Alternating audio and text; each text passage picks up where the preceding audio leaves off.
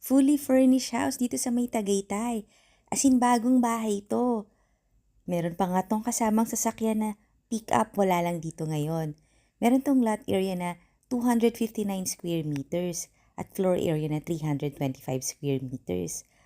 Ang ganda nung bahay at lahat ng gamit dyan. Kasama na yung mga furniture high-end pati yung mga appliances. Ito yung kitchen. O di ba lilipatan mo na lang. Dadalhin mo na lang yung damit mo kasi pati mga kama kasama na. Meron pa ritong bedroom. Pwede mo siyang gawing TV room. O di ba malaki din. Tapos may access pa papunta dun sa garden. Tapos meron siyang katabing bathroom. Ito naman yon. Napaka-elegant ng finishing ng bahay na to. Kaya nga mas maganda kung makita mo sa personal. Ito yung under the stair, may reading nook. Tapos, meron ka ditong living area na may double height ceiling.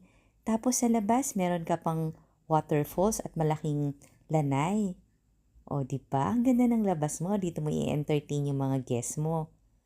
High quality talaga yung pagkakagawa nitong bahay na to. At syempre, maganda yung mataas na ceiling kaya parang hotel-inspired ang living area mo.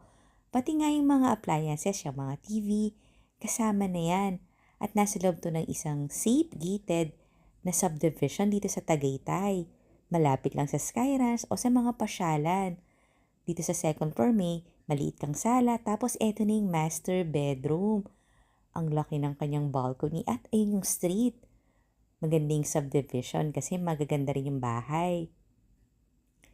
Yung master bedroom, meron sariling walk-in closet at syempre, malaki yung kanyang bathroom, double sink pa. Pero yung maganda nga rito, lahat ng nakikita mo kasama na. Panoorin mo yung full house tour nito sa YouTube channel ng Home Search Philippines. Ito na yung mga bedrooms, hindi naman mga ginagamit siya, nakalagay lang yung mga beds para ready na kung lilipat ka na. Tapos yung mga bathroom, yung mga water closet, mga high-end. Ito na yung last room. O, di ba maganda rin? Corner room siya. Follow and subscribe ka na ha kasi dito mo makikita ang dream house mo. Tapos may balcony pa oh. Yung price and details nasa comment section. Call me for viewing na para makita mo na tong future house mo dito sa Tagaytay. Ito nga lang yung alam ko na ganitong